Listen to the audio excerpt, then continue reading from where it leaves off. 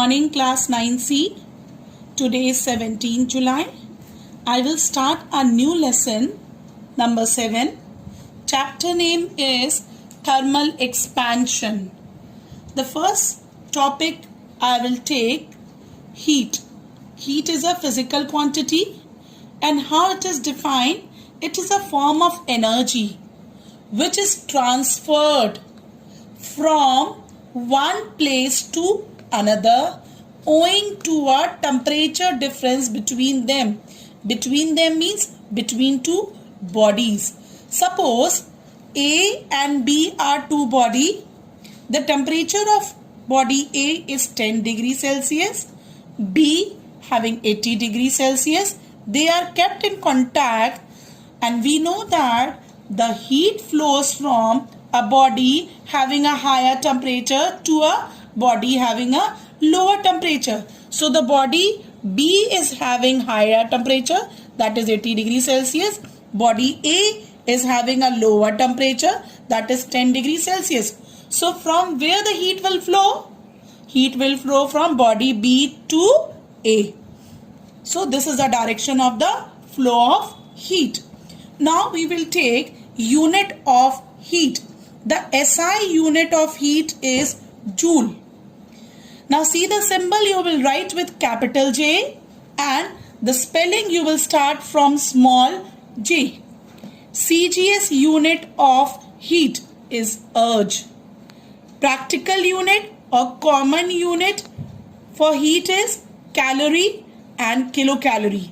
Let's see the relationship between the different unit. First is SI and CGS unit of heat. SI unit is joule and CGS unit is Erg. So what is the relationship between SI and CGS unit of heat is 1 joule is equal to 10 to the power 7 Erg. Next, in 1 calorie, how many joules are there? So in 1 calorie, 4.186 joule, and when you round off, approximately it will be 4.2 joule.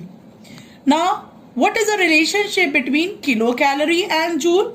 In 1 kilocalorie, 4186 joules are there, or approximately 4200 joule. So these are the relationship between the different form of heat unit. Now next topic is temperature. This is also a physical quantity. Now temperature is defined as degree of hotness or coldness of the body. That means how much the body is hot or how much the body is cold is defined by a physical quantity, temperature. Now what does the temperature determines? The temperature determines the direction of flow of heat. That means in which direction the heat is flowing. When two bodies having different temperature kept in contact, when two bodies are kept in contact, so in which direction the heat will flow. Like over here, the heat was flowing from B to A. So this is a temperature. The body B is having 80 degrees Celsius, higher temperature, and body A is having 10 degrees Celsius, that is lower temperature. So the temperature is determining in which direction the heat will flow, that is B to A. Now we will study unit of temperature. The SI unit of temperature is Kelvin. Capital K will be the symbol, and spelling you will write from small k. Common unit of temperature, Celsius. Degree C, capital C. Degree Fahrenheit, degree F. So these are the units of temperature. Now let's see the relationship between, first relation is between Kelvin and degree Celsius. Suppose the temperature in Kelvin is T. So T will be equal to 273 plus T temperature in Celsius. So this is a relationship between Kelvin and Celsius. Next relation between Celsius and Fahrenheit, that is C upon 5 equals to F minus 32 upon 9. So these are the two formulas. you can use in the numerical to change the temperature. Now let us see what is the difference between heat and temperature. So first you can write the definition. Heat is a form of energy transfer from one place to another when the temperature difference between two bodies are there. So heat will flow when both the body attains the same temperature, till then the heat will continue to flow. If body A and B attain the same temperature, after some time, suppose it get 40 degrees Celsius and A also after few minutes it get 40 degrees Celsius. Then this state, when both the body attain the same temperature, this is called thermal equilibrium. And how will you define temperature? That is a degree of hotness and coldness of the body. Second difference you can write heat. How will you measure the heat? Heat is measured by a calorimeter. And it depends on the principle of calorimeter. Now temperature, how do you measure the temperature? Temperature is measured with the help of a thermometer. Third difference you can write unit. The SI unit of heat is joule. SI unit of temperature is Kelvin. Now fourth difference you can write that two bodies having same quantity of heat may differ in temperature. Suppose there are two bodies having same amount of the heat but their temperature can be different. But in case of temperature, if you see two bodies at same temperature, like these two bodies are having now 40 degrees Celsius, may differ in the quantity of heat contained in them. So these are the four difference between heat and temperature. Now next topic is thermal expansion. Let's see what is thermal expansion. The word thermal means heat. Expansion means increase in size. On heating, the substance expand or its size increases. This is called thermal expansion. So the definition is the expansion of a substance on heating is called thermal expansion. Suppose this AB is a metal rod. This is your metal rod. On heating, it has expanded to B dash. So this is an expansion. On heating, this much size is increased. So this is called thermal expansion. There are three types of expansion. First is linear expansion.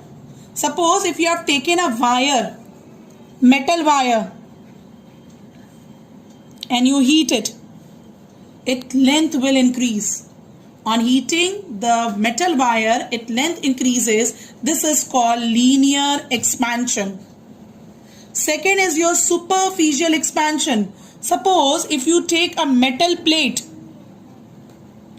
and you heat it, its length and breadth will increase. That means area will increase on heating. So this is called superficial expansion. Third one is cubical expansion. Suppose if you take a metal cube and you heat it, what will happen? Length, breadth and height will increase. That means volume increases. So this is called cubical expansion. Now, you know three states of matter: solid, liquid and gas. When you heat, the gases expands the most. Liquid expand but less than gases. And solid also expand very little bit. So solid expands the least as compared to gases and liquids. Now the next topic, that is the most important topic of this chapter, is anomalous expansion of water. Anomalous word means unusual behavior of the water. The water shows unusual behavior. Let's see how. The expansion of water, read the definition very carefully. The expansion of water when it is cooled from 4 degree to 0 degree Celsius. When you cool something from 4 to 0 degree, leaving water, it will contract on cooling. But here the water shows from 4 degree to 0 degree. When water is cooled, the water will not contract, it will expand. So this is your anomalous expansion of the water. Now there are two graphs. We'll study it. The graph between the volume and temperature. We will take water only. When you plot the graph, volume and temperature, two quantities you will take. On increasing the temperature, you will see from the graph that volume is decreasing. When you are increasing the temperature of the water, first the volume is decreasing from 0 to 4 degree, and on further increasing the temperature from 4 degree to 10 degrees Celsius, the volume is increasing. So that means the volume of water is minimum at 4 degree Celsius. So here this point you have to show. This is a minimum volume of water at 4 degree. Now next graph, second graph, we will draw between density and the temperature.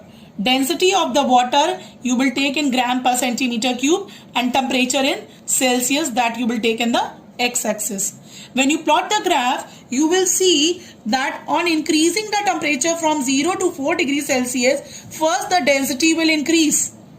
On further increasing the temperature from 4 to 10 degrees Celsius, the density will decrease. So density is maximum at 4 degree Celsius, that is 1 gram per centimeter cube. So the density of water is maximum at 4 degree centigrade or 4 degree Celsius. Now next topic, we will take Hoops experiment to demonstrate anomalous expansion of water. So this is a setup shown of anomalous expansion of water through Hoops experiment. The apparatus consists of a metallic cylinder. This is a metallic cylinder with two side opening. One is P and one is Q. This opening is called P, and here we have taken Q near the bottom.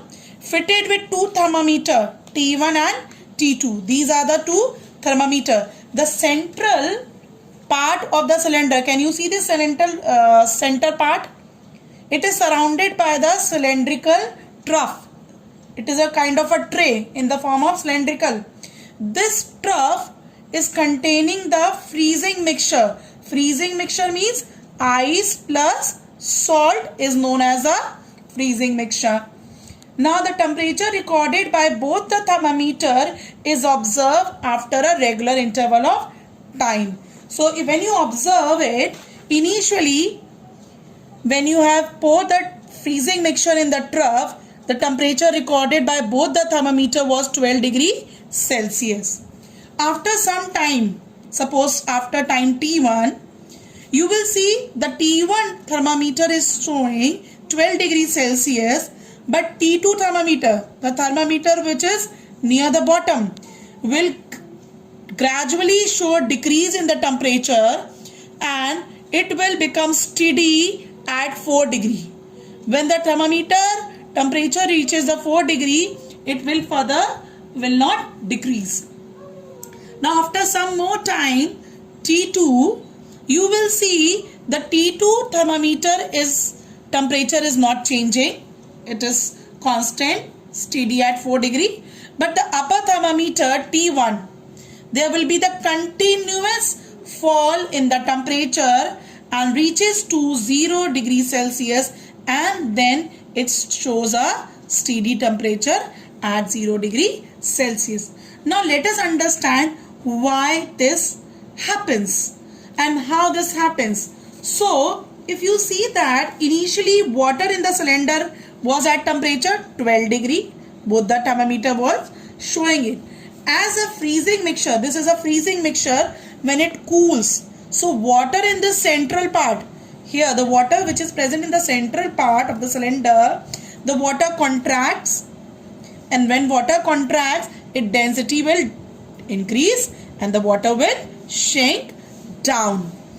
And warm water, the warm water which is present over here, what will happen?